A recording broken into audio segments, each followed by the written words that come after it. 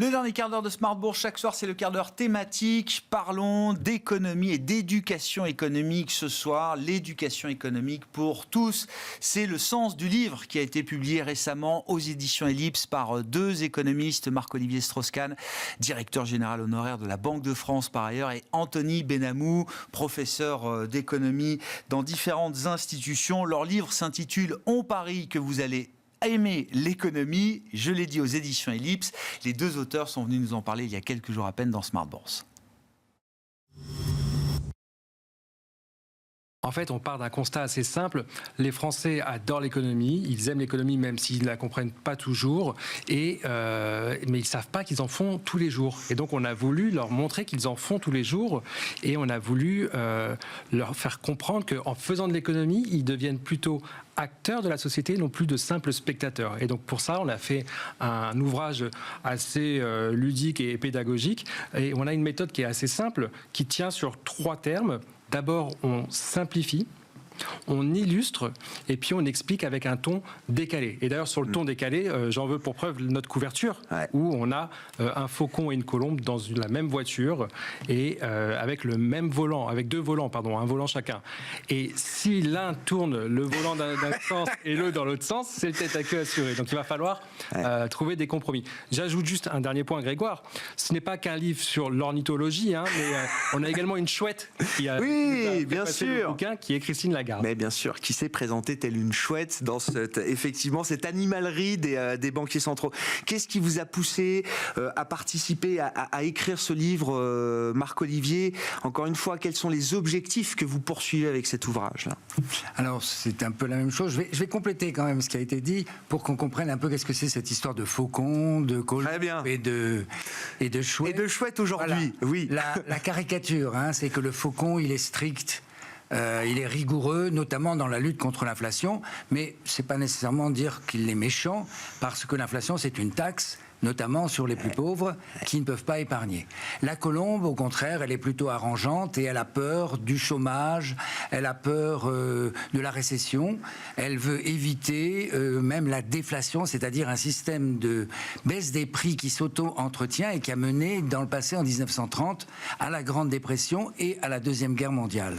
Donc, c'est un peu les rôles qu'on a joués par moment en discutant, parce qu'en économie, il n'y a pas qu'une seule façon. Qui a joué le faucon, qui a joué la colombe? Ça dépend des sujets, d'accord. C'est comme les Daft Punk, on sait jamais. On sait pas. C'est interchangeable. Et quand on a posé la question à Christine Lagarde, qui nous a fait la même préface, et on lui a demandé s'il était plutôt faucon ou colombe, elle a choisi un autre rapace, mais qui est sage et perspicace, c'est la chouette. Et qui a la capacité, je crois, je ne suis pas un spécialiste, mais de tourner la tête, effectivement, au moins dans les deux sens. Sans pour autant d'être une girouette. Non, mais moi, alors, j'ai lu la préface de Christine Lagarde, bien sûr. J'ai lu aussi la postface de Peter Pratt. Très intéressant, parce que je rappelle, Peter Pratt, pour les plus jeunes, ça fait partie du triumvirat, moi je le dis comme ça, qui a sauvé l'euro en 2012. Ce sont les 3 piliers du Whatever It Takes, Mario Draghi, Benoît Cœuré et Peter Pratt, qui était chef économiste de la Banque Centrale Européenne à l'époque. Il réagit à l'idée des faucons et des colombes.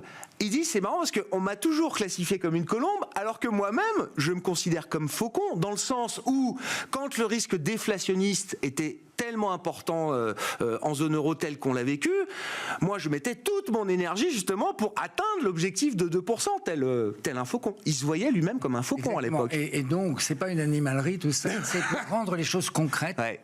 Parler avec des termes simples, alors ça intrigue un petit peu aussi, et on a essayé d'avoir très souvent, de raconter des histoires, et d'avoir des images parlantes. Alors c'est celle connue de l'inflation, parce que l'inflation ça peut être dangereux aussi, on l'a vu récemment, et cette image que lorsqu'elle sort du tube de dentifrice, c'est difficile de l'y remettre. Les banques centrales sont en train d'y arriver. On a ce dessin de Peter Pratt qui... Alors, j'ai pas marqué la page, mais oui. 156, je crois. Fait par l'IA, c'est ça, voilà. Marc-Olivier? C'est en fait Anthony qui a demandé à l'IA de faire, que peut-être continuer. Oui, j'ai demandé à l'IA. En fait, l'objectif, c'était, à un moment donné, on a senti qu'on était dans beaucoup de jargon un peu monétaire. On s'est dit, on va faire une pause. Il faut que le lecteur aussi fasse une pause. Et pour amuser le lecteur, on va demander à l'IA de nous représenter un banquier central en train de jongler avec des sigles monétaires qu'on explique par ailleurs. Et surprise, l'IA nous donne un Peter banquier Pratt. central qui ressemble Il vous à sort Peter Pratt. Incroyable. Et donc quand on a montré ça à Peter, lui-même était très ravi de voir ça. Oui, il n'y a pas eu de connivence entre vous et l'IA pour aboutir à ce qui ressemble très fortement, je dois le dire, au portrait de Peter Pratt. Qu'est-ce qui fait peur aux Français? Enfin, Christine Lagarde, la première ligne de sa préface, elle cite ce chiffre. 80% des Français s'intéressent à l'économie, très bonne nouvelle, mais seuls 34% se pensent bien informés, et je crois qu'ils sont une quinzaine à penser maîtriser les concepts économiques. J'ai l'impression que l'économie fait peur. Est-ce que vous êtes d'accord avec ça? Et comment est-ce que vous expliquez cet écart entre l'amour déclaré des Français pour la chose économique et, comment dire, la réticence ou les freins qu'ils peuvent avoir à se penser informés sur les sujets économiques? Alors, l'amour déclaré, pas vraiment, et c'est pour ça qu'on les y pousse. Hein. L'intérêt marqué, oui. Et comme l'a expliqué auparavant Anthony, c'est parce que on la vit au quotidien. On est tous des Monsieur Jourdain de l'économie. On fait de l'économie sans le savoir, vous l'avez dit. Exactement. Après, elle est rébarbative. Elle est souvent très mathématisée. Et ça fait peur. C'est la faute à qui, ça? Aux économistes, Marc-Olivier? Une branche de l'économie, effectivement, a fait ça. Et à part dans un ou deux chapitres un peu théoriques, on a vraiment minimisé les formules mathématiques. Il faut reconnaître que parfois, une formule mathématique simplifie la présentation. Donc, pourquoi s'en priver?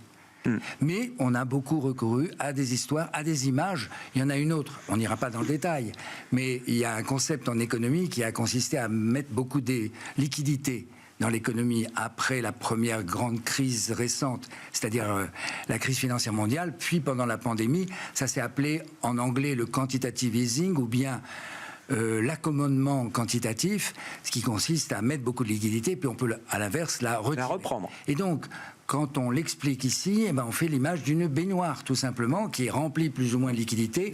Un robinet qu'on ouvre et qui en ajoute, ça, c'est la liquidité injectée par la Banque centrale. Et puis, au fond, le bouchon qu'on enlève lorsqu'on veut la retirer, c'est ce qui se passe actuellement pour réabsorber cet excès de liquidité qui a été donné à l'économie parce qu'on ne savait pas de combien elle en avait besoin. On parle souvent de plomberie, mais je trouve que les images physiques, mécaniques, automobiles, moi aussi, ça fait 15 ans que je parle de sujets complexes, etc. J'essaye de trouver des images, et il y a toute une gamme d'images qui s'offrent à nous et qui, je pense, permettent de rendre accessible sans dénaturer le propos économique. Comment on enseigne mieux l'économie aujourd'hui, Anthony? Vous êtes tous les deux enseignants, et j'aimerais bien que vous nous expliquiez votre démarche, alors que ce soit peut-être face au public de Sciences Po, mais face à d'autres publics qui ne sont pas forcément destinés justement à l'acquisition de ces choses-là. C'est vrai que Marc-Olivier et moi, on enseigne à un public qui a envie de comprendre l'économie, et voilà. Mais on dispense aussi des conférences, que ce soit à des chefs d'entreprise qui vivent au quotidien, en fait, le carnet de commandes. En fait, quand par exemple la Banque centrale a remonté ses taux à partir de 2022, ça a directement impacté les chefs d'entreprise. Et ils ne comprenaient pas, mais pourquoi la Banque centrale remonte les taux? Qu'est-ce qui se passe? Pourquoi le prix des matières premières a augmenté? Donc, il faut pouvoir adapter sa façon de parler de l'économie en fonction du public. Donc on le fait auprès des chefs d'entreprise, on le fait auprès des étudiants, et on le fait aussi maintenant auprès des enfants, avec cette association que j'ai fondée en 2022 qui s'appelle A3E, Agir pour l'éducation économique des enfants, où on intervient dans des classes. L'objectif, c'est de rentrer dans le monde des enfants, c'est pas de les faire rentrer, en tout cas dans un premier temps, dans notre monde, et de leur expliquer des choses pas compliquées, mais sur lesquels ils vont être confrontés tout le long de leur vie, par exemple. C'est quoi un concept qu'on fait passer aux enfants? La formation des prix. La formation des prix. Et donc là, on va leur expliquer rareté-utilité, on va leur expliquer le concept de marge, on va leur expliquer la concurrence et l'offre et la demande. Tout ça en entrant dans le monde des enfants. Typiquement, on va leur présenter une planche où on aura une carte Pokémon, première édition, drague au feu, etc., qui a été adjugée à plus de 420 000 € aux enchères à Londres en 2018, et puis une bouteille d'eau à 2 €. Et puis on leur demande, lequel est le plus cher selon vous? Alors, comme on est rentré dans le monde des enfants, ils savent très bien que c'est la carte Pokémon. Oui, j'ai pas de doute, oui. Et puis ensuite, on fait disparaître notre bouteille d'eau, et puis on refait apparaître une bouteille d'eau dans un désert aride. Et là, en fait, combien vous êtes prêts à payer? Ils sont tous prêts à donner leur carte. Donc une bouteille d'eau vaut plus que 420 000 €. Donc là, on aborde la rareté, l'utilité. Le prix, la valeur. La valeur aussi. On fait ça aussi sur les marges avec des choses qui parlent aux enfants, des hamburgers, etc. Bon, mais on entre à chaque fois dans leur monde avant de les faire entrer dans notre monde, notamment à Citeco. Peut-être que tu peux Mieux enseigner, c'est aussi enseigner comment dire, ces concepts ou ces notions dès le plus jeune âge. Il y a pas de, l'enfant n'a pas de limite par rapport à ça. Il n'y a pas de limite. Je vais évoquer là, parce qu'il a fait la transition quasiment Citéco, la cité de l'économie, où on retrouve cette histoire de la rareté qui est empruntée à une image de Adam Smith avec un diamant et un verre d'eau, et ça parle énormément aux enfants quand ils viennent visiter, mais aussi aux plus grands. Et donc cette cité de l'économie qui est à Paris, qui est une ancienne succursale de la Banque de France dans un bâtiment magnifique, néo-gothique, rien que pour les gens le visitent pour l'architecture et le patrimoine. C'est du patrimoine. Il est plein de numérique, il y a des jeux qui amènent à s'engager et de tous âges. On peut y emmener des enfants, même. Il y a eu quoi? L'exposition Astérix, c'est ça, Marc-Olivier? Anthony est actuellement sollicité pour nous aider, je dis nous parce que je continue à être dans le processus, à créer un espace enfant-famille qui n'apparaîtra que l'année prochaine. C'est la cité de la Villette, quoi. C'est la cité de la Villette de l'économie. Et dans Paris. Mais oui, et dans Paris. Et puis il y a d'autres actions qui doivent être faites, on ne va pas s'étendre là-dessus, mais sur les collégiens. Parce que les enfants, c'est bien. Les terminales ou les secondes, disons, de l'économie, pas tous, pas toujours.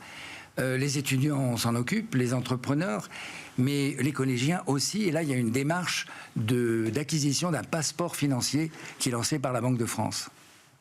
Un chapitre qui vous paraît d'actualité à nous vendre, Anthony, Marc-Olivier, là vous avez chacun une minute là. Alors il y en a un immédiatement qui vient et puis il y en aura d'autres après. C'est celui sur la dérive des finances publiques parce que c'est d'actualité, avec l'idée que la dette, ça publique, elle peut avoir une utilité parce que l'État peut faire des investissements qui feront de la croissance future, mais que pour autant, c'est un fardeau à porter. On le ramène à la capacité à rembourser, c'est-à-dire la production, le flux de production chaque année, le PIB, et à ce moment-là, on essaye de le stabiliser.